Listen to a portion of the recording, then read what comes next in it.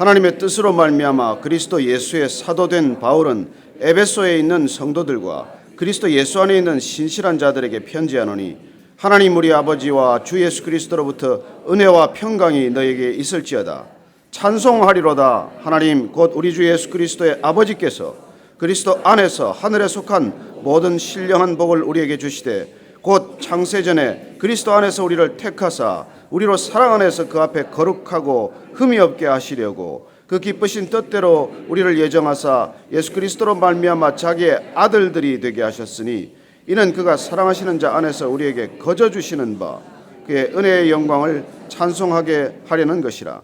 우리는 그리스도 안에서 그의 은혜의 풍성함을 따라 그의 피로 말미암아 속량 곧 죄 사함을 받았느니라. 이는 그가 모든 지혜와 총명을 우리에게 넘치게 하사 그 뜻의 비밀을 우리에게 알리신 것이요 그의 기뻐하심을 따라 그리스도 안에서 때가 찬 경륜을 위하여 예정하신 것이니 하늘에 있는 것이나 땅에 있는 것이 다 그리스도 안에서 통일되게 하려 하심이라.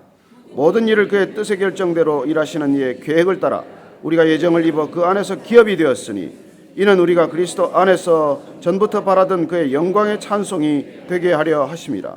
그 안에서 너희도 진리의 말씀 곧 너희의 구원의 복음을 듣고 그 안에서 또한 믿어 약속의 성령으로 인치심을 받았으니 이는 우리 기업의 보증이 되사 그 얻으신 것을 속량하시고 그의 영광을 찬송하게 하려 하심이라. 이로 말미암아 주 예수 안에서 너희 믿음과 모든 성도를 향한 사랑을 나도 듣고 내가 기도할 때 기억하며 너희로 말미암아 감사하기를 그치지 아니하고 우리 주 예수 그리스도의 하나님 영광의 아버지께서 지혜와 계시의 영을 너희에게 주사 하나님을 알게 하시고 너희 마음의 눈을 밝히사 그의 부르심의 소망이 무엇이며 성도 안에서 그 기업의 영광의 풍성함이 무엇이며 그의 힘의 위력으로 역사하심을 따라 믿는 우리에게 베푸신 능력의 지극히 크심이 어떠한 것을 너희로 알게 하시기를 구하노라.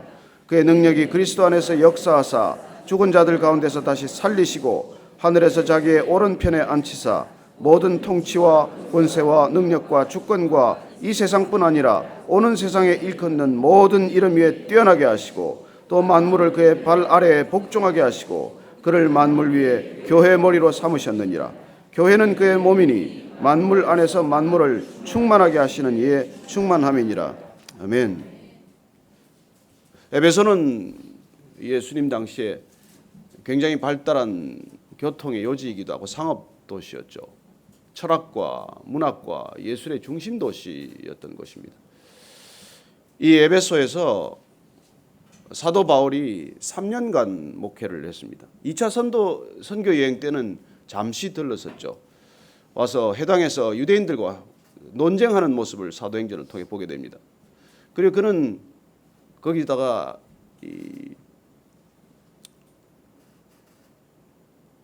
누구죠? 그 부부 브리스길라와 아굴라 부부를 남겨놓고 떠나게 됩니다. 오래 머물진 못했어요. 3차 선교 여행이 시작될 때 그는 이 에베소에서 목회를 시작하게 됩니다. 그래서 약 3년간 에베소 교회를 목회를 하고 그리고 또 그 아데미 신전 때문에 소동을 일으키는 그 상인들을 보게 되죠. 그 사도행전에서 보면은 그 아데미 신전 거기에 생업을 가지고 있었던 사람들이 수없이 많았지만 이 사도 바울의 선교 전도를 통해서 그 우상에 절하던 사람들이 돌아서게 되자 수입이 줄어드니까 그렇게 소동 일어나게 되고 그는 거기에 디모데를 남겨놓고 떠나게 되는 것이죠. 그리고 그는 후에 로마 감옥에서 이 에베소 교회를 생각하면서 편지를 쓰게 됩니다.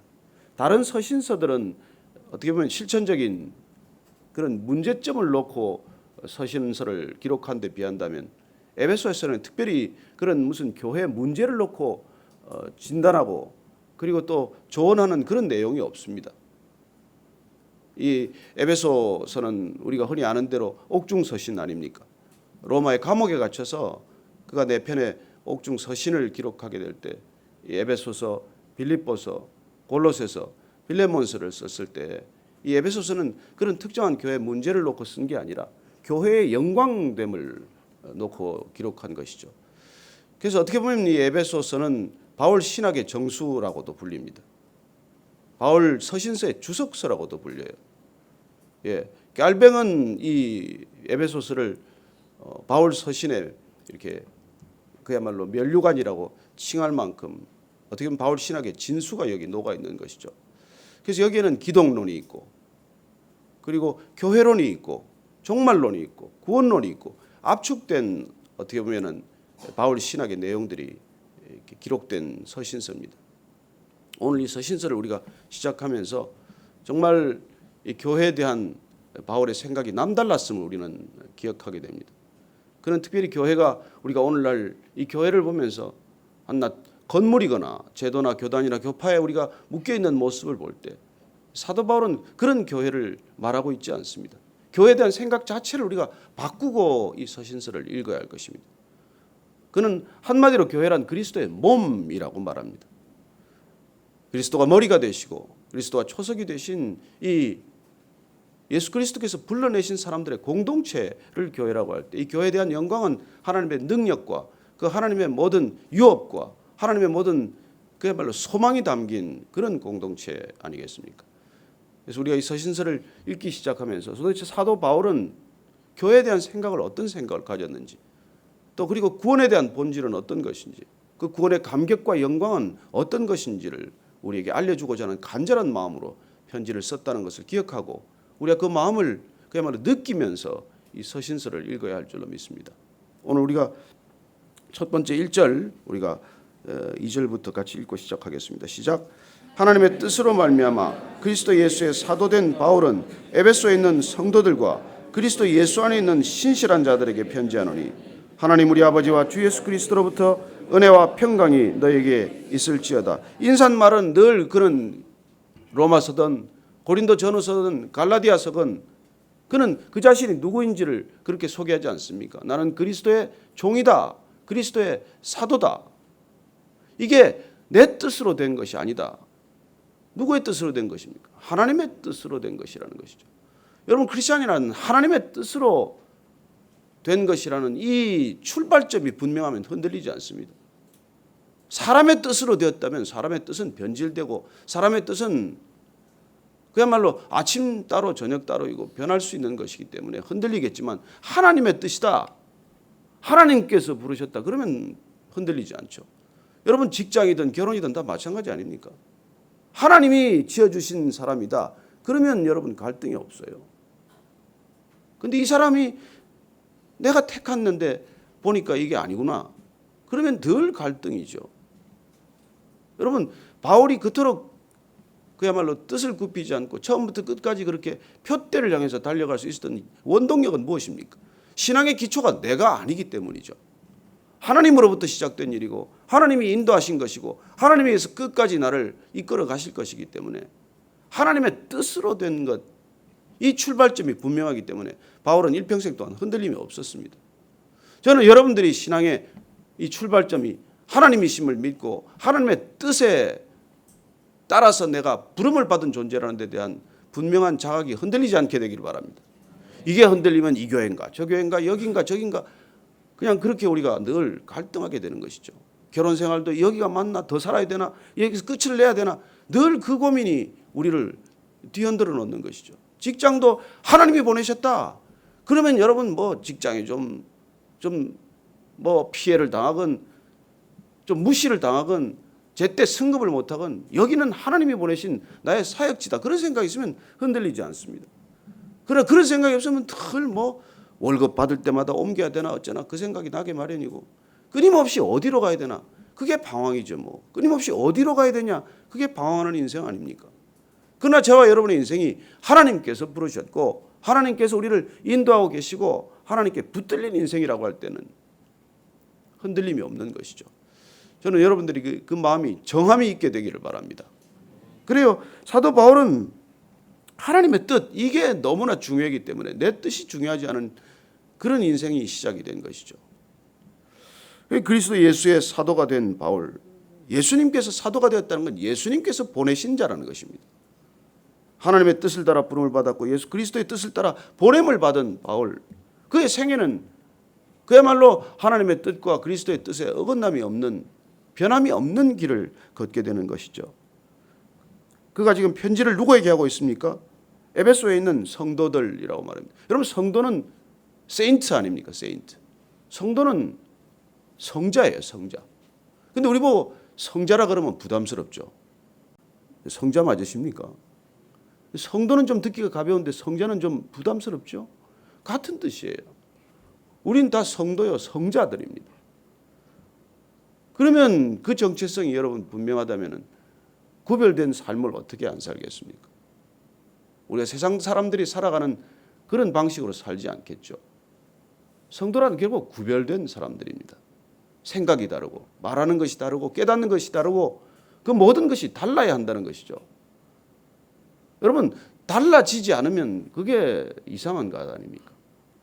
그리스도께서 우리를 부르시고 택하시고 보내셨다면 우리는 전혀 다른 신분을 가지고 살아가기 때문에 그렇게 변화된 모습을 지닌 사람들을 성도라고 하고 그 성도는 그리스도 예수 안에 있는 사람들을 말합니다. 성도란 그리스도 안에 있다는 것. 사도 바울은 계속해서 이 표현을 쓰고 있죠. 그리스도 안에, 그리스도 안에. 여러분 안에 있다는 건 무슨 뜻입니까? 밖에 있지 않고 안에 있다는 건 무슨 뜻이에요? 하나 되었다는 뜻 아닙니까? 그가 내 안에 내가 그 안에 있으면 우리는 하나 된 것 아닙니까? 그리스도와 하나 된 사람이라는 뜻이죠. 내가 그분 안에 있다는 것. 여러분 그리스도와 하나 되었다면 우리의 삶은 다를 수밖에 없지 않습니까? 어떻게 세상 사람들과 같을 수 있겠습니까? 그리고 또 한 가지는 뭡니까? 신실한 자들이라고 말합니다. 저는 여러분들이 다 신실한 자들이라고 믿습니다. 아닙니까? 여러분 신실하다는 건 무엇입니까? 언약 백성으로서 말씀을 지키고 하나님의 뜻을 지켜내기 때문에 성품이 변한 사람들이에요. 여러분 세상은 신실한 곳이 아닙니다. 우리가 살아보지만 얼마나 속입니까? 얼마나 거짓말이 난무합니까? 정말 바른 말을 찾기가 어렵지 않습니까? 그러나 우리가 점점 그리스도 안에 있다는 것은 그분의 성품을 닮아간다는 뜻은 여러분 우리가 말하는 것과 삶이 점점 일치해 간다는 것이죠. 여전히 다들 부족하고 여전히 다들 모자란 면이 있지만 그러나 점점 그야말로 언약 백성으로서 말씀을 받은 백성으로서 말씀에 순종하기로 결단한 사람으로서 그 말씀을 살아내는 과정 속에서 날마다 그 신실함을 더하는 사람들이죠. 그게 교회라는 것입니다. 그게 성도들이라는 것입니다. 그게 그리스도 안에 있는 자들이라는 것이죠. 오늘 사도 바울이 하나님의 뜻을 따라서 본인이 쓴 이 편지 가운데 보내는 사람들은 물론 에베소에 있는 교회들입니다. 그 당시 에베소 교회라 그러면은 이렇게 단 하나의 교회를 뜻하지 않았습니다. 에베소에 있는 여러 교회 공동체를 말하는 것이죠. 주님이 머리가 되신 교회 공동체들이 여러 군데 있었을 것이고 그런 가정교회들이 회람해서 돌려가면서 이 편지를 읽도록 에베소 지역에 있는 교회를 쓴 것이죠. 당시 에베소는 큰 도시였기 때문에 이오니아 지방에 있는 주도였기 때문에 그런 큰 도시에 여러 공동체들이 있었을 것이고 그런 공동체를 목회했던 우리가 디모데도 보지만 그런 교회 공동체들에 속했던 지체들에게 이 편지가 돌려가면서 읽을 수 있도록 쓴 편지. 그렇게 편지를 읽는 대상들은 바로 성도들이요, 바로 신실한 자들이요, 그리스도 안에 있는 자들이라고 밝혀주고 있는 것입니다. 하나님 우리 아버지와 주 예수 그리스도로부터 은혜와 평강이 너희에게 있을 것이다. 저는 이 은혜와 평강이 우리 그리스도인의 정체성이라고 믿습니다. 우리는 은혜로 신앙의 여정이 시작되었습니다. 그러나 우리 여정의 끝은 뭘까요? 평강이에요, 평강. 저는 여러분들이 날마다 평강을 더할 수 있게 되기를 바랍니다. 날마다 갈수록 점점 더 마음에 흔들리지 않는 평강, 빼앗기지 않는 평강. 이게 우리 신앙의 사인 아닙니까? 은혜로 부름받았기 때문에 우리는 값없이 그분이 주신 구속 그리고 선택 그리고 그 모든 유업의 영광을 누리지만 그러나 그 모든 선물 때문에 우리가 더 무슨 물질적으로 풍족해진다, 더 유명해진다가 아니라 점점 더 많은 평강을 누리기 시작하는 것이죠. 그래서 세상은 흔들리는 세상이고 어려운 세상이지만 여러분들 마음속에는 그야말로 도도한 물결처럼 흐르는 이 평강의 물결, 이 물결이 우리를 이끌어가는 것을 경험하지 않습니까? 저는 여러분들의 신앙이 은혜로 시작됐지만 평강으로 끝맺을 수 있게 되기를 축원합니다. 이 평강, 여러분 이 평강이 얼마나 큰 선물입니까? 우리가 빚어진다는 것, 하나님의 사람이 된다는 것은 이런 평강의 사람이 되는 것이죠. 오늘 사도 바울은 이 편지를 다시 찬송으로 시작하고 있습니다. 그의 마음은 찬송이 기뻐 흘러 넘치고 있는 것이죠.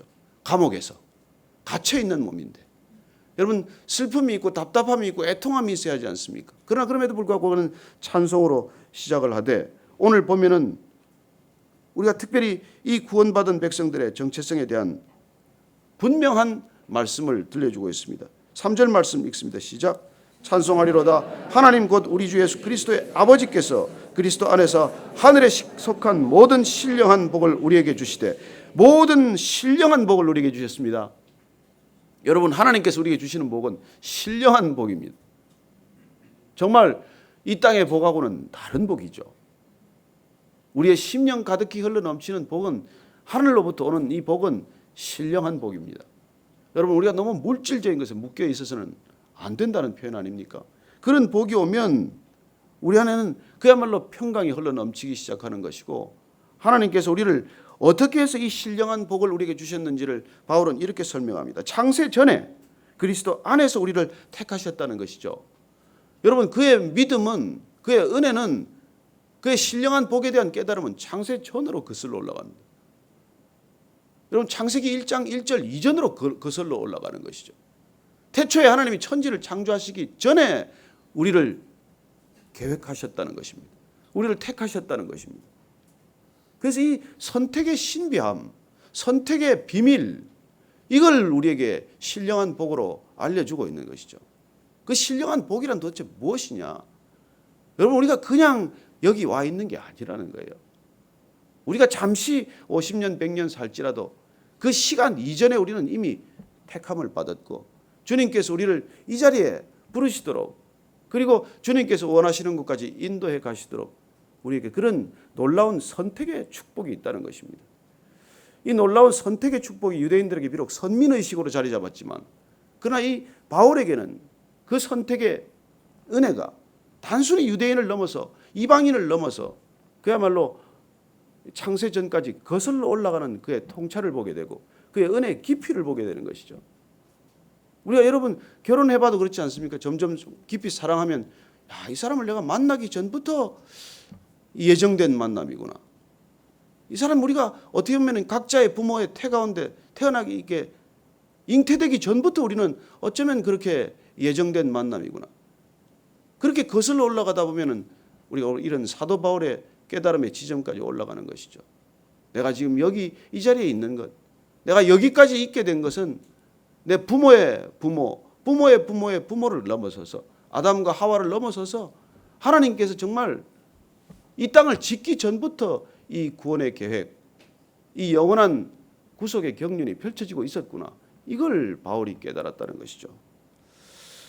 그 목적은 무엇입니까? 우리를 택하신 목적은 사랑 안에서 거룩하고 흠이 없게 하려고 하셨다고 말합니다. 그래서 우리는 정말 주님이 우리를 택하셨기 때문에 우리가 날마다 주 안에서 비록 지금은 흠이 있고 여러 가지 부족한 점이 있지만 점점점 하나님께서 우리를 다듬어서 흠이 없는 그리스도의 형상으로 이루어가는 것을 경험하기 시작하는 것이죠. 또한 우리가 선택의 축복 이외에 하나님께서 우리를 택하셨다는 그런 신령한 복 이외에 어떤 신령함이 있습니까? 7절 말씀입니다. 시작. 우리는 그리스도 안에서 그의 은혜의 풍성함을 따라 그의 피로 말미암아 속량 곧 죄 사함을 받았느니라. 아, 구속의 축복이 우리에게 주어졌구나. 우리는 택함을 받은 백성들의 축복 그리고 죄 사함을 받은 놀라운 축복을 우리에게 주셨구나. 이 신령한 복이 우리에게 왔구나. 이걸 알려주시는 것이죠. 여러분 우리가 그리스도의 피로 그리스도의 십자가에 그 놀라운 능력으로 우리가 죄 사함 곧 구속을 받은 그런 신령한 복을 받았다는 것입니다. 주님께서 우리를 그야말로 부르셔서 택하셨고 그리고 구속하셨고 그리고 그 뜻의 비밀을 우리에게 알리신 것이요 그의 기뻐하심을 따라 그리스도 안에서 때가 찬 경륜을 위하여 예정하신 것이니 하늘에 있는 것이나 땅에 있는 것이 다 그리스도 안에서 통일되게 하려 하심이라. 여러분 그리스도가 만물의 머리가 되는 이유와 목적은 무엇입니까? 연합과 일치와 통일을 위한 하나님의 계획이라는 것이죠. 저는 그리스도가 머리 되신 이 교회 공동체야말로 만물을 만물로 충만케 하고 만물을 만물 안에서 통합하고자 하는 하나님의 놀라운 섭리라고 믿습니다. 여러분, 교회가 아니고서는 연합과 일치는 불가능합니다. 우리 눈에 보면은 교회가 그야말로 질이 멸렬한 것 같고, 지금 이 시대를 보면 교회가 사람들에게 지탄받는 것 같지만 아니요. 오늘 이 바울을 통해서 우리에게 주는 그리스도의 몸된 교회, 그 교회는 온 우주를 통일하고자 하는, 그리스도를 머리로 해서 온 이 땅의 질서뿐만 아니라 우주적 질서를 만들어가는 하나님의 경륜이 그렇게 담겨져 있다는 것입니다. 그래서 교회는 유일한 소망입니다. 그래서 교회는 유일한 대안입니다. 그래서 교회는 유일한 능력입니다. 이 교회가 현실적으로 우리는 이런 모습을 하고 있고, 우리가 보기에는 교회가 그야말로 무기력한 것 같이 보이지만 아니요, 진정한 교회, 그리스도가 진정 머리가 된 교회, 그리고 성령님께서 운행하시는 그 교회는 이 땅의 모든 것을 통일하는 하나님의 그 경륜의 머리 최정상에 있는 것이죠. 이 교회를 통해서 모든 것들이 통합되고 있다는 것입니다. 지금도 그 경륜은 이루어지고 있습니다. 진행 중입니다. 완성될 것입니다. 그 완성을 향해서 역사는 나아가고 있는 것이죠. 그래서 오늘 그 신령한 복에 대한 오늘 바울의 설명은 우리가 선택받은 축복, 우리가 오늘 그야말로 하나님의 그 구속을 통해서, 죄 사함을 통해서 받는 축복, 그리고 세 번째 축복을 우리에게 알려주고 있습니다. 13절 이하입니다. 시작.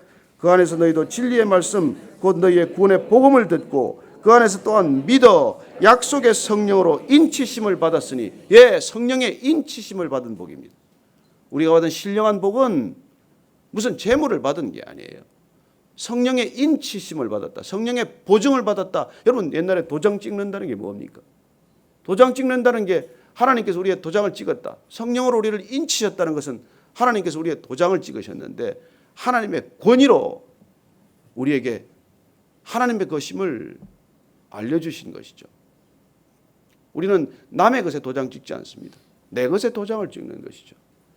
그래서 성령의 인치심을 받았다. 하나님께서 하나님의 소유로 삼으시되 성령으로 도장을 찍으신 것이죠. 그래서 우리는 하나님의 것이 된 것입니다. 또한 하나님께서 성령의 인치심으로 우리를 보증하신다는 것이죠. 우리의 안전은 사람에 달려 있지 않습니다. 우리의 안전은 환경에 달려 있지 않습니다. 우리의 안전은 하나님께 달려 있다는 것이죠. 성령님께서 인치심으로 이렇게 오늘 우리가 사도 바울이 알려주는 신령한 복은 하나님께서 우리를 택하신, 창세전부터 택하신 복, 우리를 그야말로 하나님의 소유로 삼으신, 그래서 성령으로 인치신 복, 구속하신 복, 이런 복을 우리가 알아야 한다는 것이죠. 여러분, 이 신령한 복을 우리가 이미 주셨기 때문에 우리는 더 이상 세상에 목마르지 않다는 것입니다. 이 에베소서는 계속해서 우리에게 알려줄 것입니다. 도대체 그리스도인들이 추구하는 복, 이미 받은 복이 뭐냐는 것이죠. 왜 우리가 복된 존재냐는 것입니다. 왜 우리가 이 세상의 복들에 우리가 갈망해 하지 않느냐는 것이죠. 그건 바로 이런 복을 이미 받았기 때문이라고 말합니다. 진정한 복, 신령한 복, 하나님 아버지로부터만 오는 복, 그분께서 우리를 미리 정말 창세전부터 우리를 택하셨고 우리를 자녀 삼으셨고 그리고 우리의 구속, 죄 사함을 허락하셨고 그리고 우리에게 성령을 보내주셔서 하나님의 것으로 소유로 삼으셨다는 이 복이 있으면 여러분, 흔들리지 않는 이 정체성 때문에 우리는 날마다 주님을 누리게 되는 삶이 된다는 것이죠. 그래서 오늘 그 후반부에 우리가 읽은 기도문, 이 사도 바울의 기도는 통상적인 그 당시에 모든 종교적 기도하는 내용과 괴를 완전히 달리하는 기도를 시작한 것이죠. 그래서 우리가 15절 이하를 보면 그가 기도할 때 어떻게 기도합니까? 내가 기도할 때 기억하며 너희로 말미암아 감사하기를 그치지 않고, 그는 지금 로마 감옥에서 감사를 멈추지 않는 기도를 시작하는 것이죠. 왜요? 그는 이미 이 신령한 복, 그 모든 복을 받았기 때문에 그 감옥에 있건 초막에 있건 궁궐에 있건 그는 감사를 그치지 않는 생애가 시작이 된 것이죠. 저는 여러분들이 날마다 감사로 기도를 시작하는 것을 잘 압니다. 그러나 그 감사가 멈추지 않는 감사가 되기를 축원합니다. 그냥 무슨 일이 있어도 감사할 수 있게 되기를 바랍니다. 그 많은 복을 이미 받았기 때문에 그는 감옥에 있지 않습니까? 여러분, 감옥에서 무슨 감사가 되겠습니까? 그럼에도 불구하고 그는 감사하기를 그치지 않는다고 말하고, 그리고 그 감사의 이유가 무엇입니까? 하나님께서 주신 사람들, 내가 목회했던 사람들, 하나님께서 복음을 전하라고 나에게 맡기셨던 사람들에게 내가 복음을 전했기 때문에 그 복음 받은 백성들이 감사하기 그지없는 것이죠. 여러분, 이게 그리스도인의 감사할 제목 아닙니까? 하나님께서 나를 통해서 사람을 맡겨주셨고 그 사람이 하나님의 사람으로 변해가는 것을 보는 것보다 더 큰 기쁨이 없기 때문에 그게 늘 감사한 것이죠. 그래서 그 교회가 감사가 되는 것이죠. 계속해서 그는 말합니다. 우리 주 예수 그리스도의 하나님 영광의 아버지께서 지혜와 계시의 영을 너희에게 주사 하나님을 알게 하시고, 이 신령한 복을 받은 바울이 지금 기도하는 내용이 어떤 내용입니까? 나를 감옥에서 꺼내주도록 좀 기도해달라. 중보기도 좀 해달라. 나를 빨리 좀 풀어달라고 좀 얘기해달라. 감옥에서 조금 내가 좀 더 많은 좀 자유함을 누릴 수 있도록 그렇게 기도하는 게 아니지 않습니까? 성도를 놓고 기도하고 에베소 교회 성도들을 지금 기억하면서 그가 기도할 때 그들이 하나님을 알게 해달라. 여러분, 기도 제목 가장 중요한 게 무엇입니까? 하나님을 알게 하는 것입니다. 하나님을 아는 것입니다. 하나님을 모르면 기도는 기도가 아닙니다. 하나님을 모르면 우리는 기도할수록 빗나가는 기도가 될 것이고, 하나님을 모르고 우리가 신앙생활을 열심히 하면 열심히 할수록 사고 납니다. 여러분, 모든 사고는 뭘 해야 될지를 제대로 모르고 할 때 일어나는 것 아닙니까? 여러분, 열심히 나무랄 일은 아닐지 몰라도 방향이 틀렸다면, 빗나갔다면 그 열심히야말로 더 큰 사고죠. 마치 과속으로 달리다가 속도가 빨라지면 대형 사고 나듯이 그야말로 게으른 사람보다도 어떤 때는 그 열심 때문에, 빗나간 열심 때문에, 잘못된 열정 때문에, 여러분, 잘못된 열정이 불륜을 불러오는 것 아닙니까?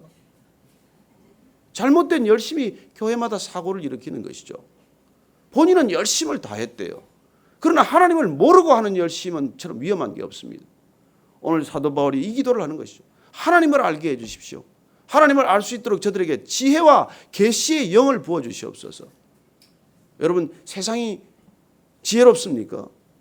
세상이 감춰진 비밀을 다 알 것 같습니까? 아니지 않습니까? 그런 기도를 지금 올리고 있는 것이죠. 18절 말씀 보면은 너희 마음의 눈을 밝히사 그의 부르심의 소망이 무엇이며 성도 안에서 그 기업의 영광의 풍성함이 무엇이며 그의 힘의 위력으로 역사하심을 따라 믿는 우리에게 베푸신 능력의 지극히 크심이 어떠한 것을 너희로 알게 하시기를 구하노라. 이게 다 하나님에 관한 것이에요.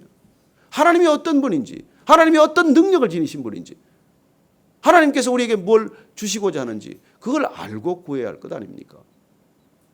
그래요. 그는 그 자신이 그야말로 무한한 신령한 복에 눈떴기 때문에, 그가 그 복을 이미 받았음을 깨달았기 때문에 그는 다시 에베소 성도들을 향해서 이렇게 기도하고 있는 것이죠. 오늘 우리가 아침에 기도할 때 정말 하나님을 더 알게 해 주십시오. 지혜와 계시의 영을 저희들에게 부어 주시옵소서.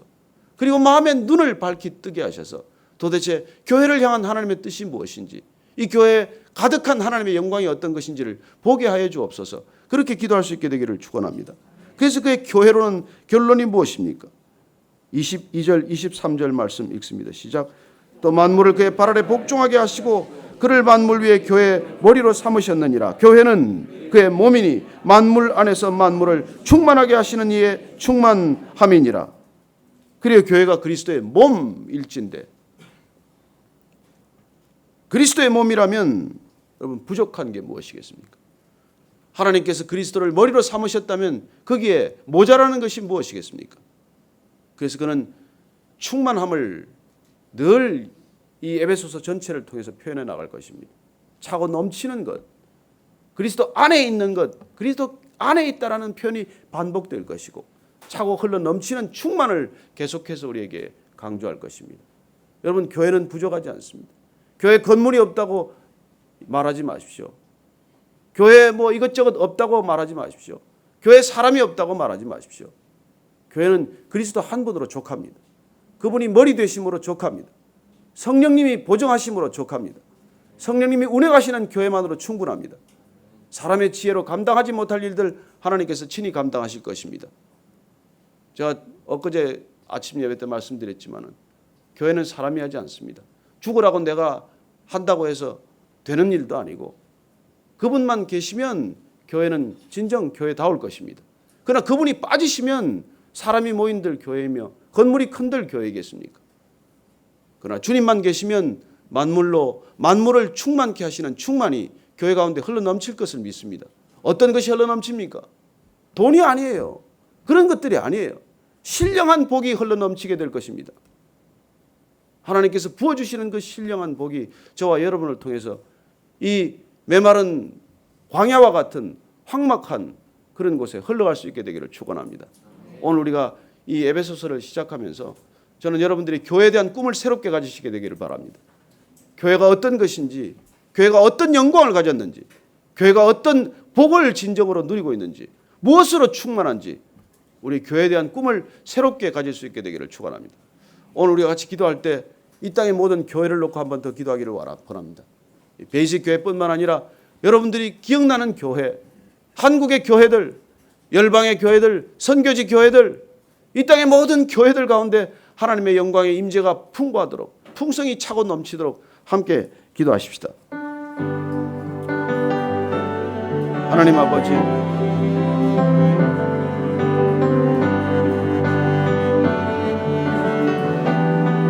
하나님, 교회 가득한 주의 영광을 보게 해주시옵소서. 교회 가운데 하나님 주의 붙들어 주시옵소서. 주님, 신령한 복을 우리에게 주셨습니다. 하나님을 선택하시고 구속하시고 보증하신 축복, 이 신령한 복 때문에 주님, 교회가 더욱 교회다워지게 하시고 교회에 무한한 하나님의 영광이 흘러넘치게 하여 주옵소서. 하나님, 교회의 영광을 보게 해 주시옵소서. 주여 붙들어 주시옵소서. 주님, 이 땅의 모든 교회들의 하나님의 영광을 보게 하여 주시옵소서. 땅끝까지 전해진 복음을 위해 세워진 모든 교회마다 하나님의 영광을 보게 하여 주옵소서. 주여, 교회 가운데 하나님의 흘러넘치는 충만이 있게 하여 주옵소서. 부족하다고 말하지 않게 하여 주시옵소서. 모자란다고 말하지 않게 하여 주시옵소서. 주님이면 족하다고 고백하게 하여 주옵소서. 주님 한 분이면 족하다고 날마다 고백하는 교회가 되게 하여 주옵소서. 하나님, 교회에 하나님의 영광을 보게 하시고 교회에 임하는 하나님의 놀라운 능력을 보게 하여 주옵소서. 하나님, 이 땅에 소망이 되기를 원합니다. 산 소망이신 교회, 그 교회의 영광 하나님 보게 하여 주옵소서. 베이직 교회가 하나님의 영광을 가리는 교회 되지 않게 하여 주시고 이 땅의 모든 하나님의 영광을 드러내는 교회가 되게 하여 주옵소서. 모든 성도들 가운데 하나님 차고 넘치는 은혜가 있게 하여 주옵소서. 예배를 사모합니다. 그곳에 흘러넘치는 예배 가운데 하나님의 영광, 하나님의 임재가 가득한 교회 되게 하여 주옵소서. 교회는 그의 몸이니 만물 안에서 만물을 충만케 하시는 이의 충만함이라고 말씀하셨사오니, 하나님, 저희들 교회가 부족하다고 말하지 않게 하시고 모자란다고 말하지 않게 하시고 사람이건 재정이건 늘 부족하다고 말하지 않고 충만하다고 고백할 수 있는 저희 모두가 되게 하여 주옵소서. 하나님 아버지, 땅끝까지 세워진 교회들이 주님 안에서 통일되는 교회 되게 하여 주옵소서. 교회의 보편성이 회복되게 하시고 교회의 연합과 일치가 드러나는 이 땅의 진정한 교회들이 되게 하여 주옵소서. 하나님 아버지, 교회가 하나님의 영광을 가릴 수 없음을 저희들이 고백하오니 음부의 권세가 틈타지 못하는 교회, 흔들지 못하는 교회, 사람이 어쩔 수 없는 교회, 하나님의 영광만으로 가득한 교회들 되게 하여 주옵소서. 이 땅에 그런 교회의 기초가 되신 우리 구주 예수 그리스도의 은혜와 그 그리스도를 만물의 머리 삼으신 하나님 아버지의 크신 사랑과 날마다 우리를 내려놓고 자기를 부인하며 오직 주인 되신 그리스도를 따르도록 권면하시는 성령님의 인도하심이 오늘 만물로 만물을 충만케 하시는 그 교회의 본질을 회복하고자 하는, 그리고 그런 진정한 교회가 되고자 하는 이 자리에 고개 숙인 모든 교회들 위해 지금부터 영원까지 함께 하시기를 축원하옵나이다. 아멘.